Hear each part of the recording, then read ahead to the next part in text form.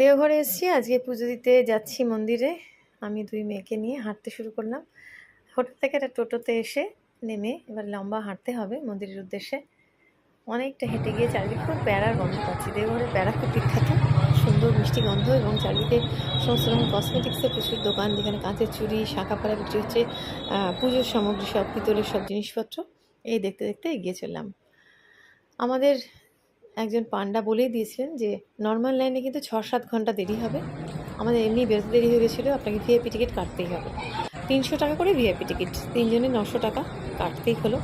এবার সে কেটে আমরা লম্বা লাইনে এখন গিয়ে দাঁড়াবো, যাচ্ছি ভিআইপি এন্ট্রেন্স যেখানে আছে সেখানে এন্টার নিতে।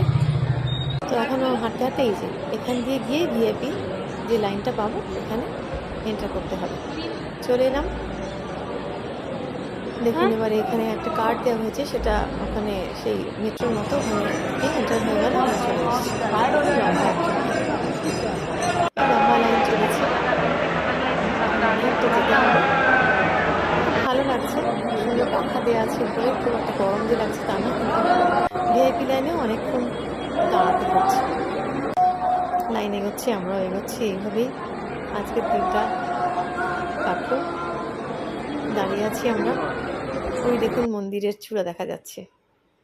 আর একটু পরেই মন্দিরে গিয়ে আমরা বাবার মাথায় জল ঢালবো। এর মধ্যে ফুল বেলপাতা নিয়ে সমস্ত কিছু গুছিয়েও নিয়ে নিয়েছি, ডালা। ব্যাস, পুজো দেওয়া হয়ে গেছে। আমরা এবার নিচে নেমে এসে সমস্ত মন্দির দর্শন করলাম, লক্ষ্মীনারায়ণ মন্দির, দুর্গা মন্দির ইত্যাদি করে এবার বেরিয়ে যাওয়ার পালা। বৃষ্টি আরম্ভ হয়ে গেছিলো, খুব একটা ভালো করে ভিডিও ভালো লাগছিল না তুলতে, এইভাবে খুব সুন্দর একটা দিন কাটলাম। বাসার নিচে ছিল, সকালেও গেল। তাই চলুন, পরে আবার অনেক ভিডিও দেখা হচ্ছে। খুব ভালো থাকবে।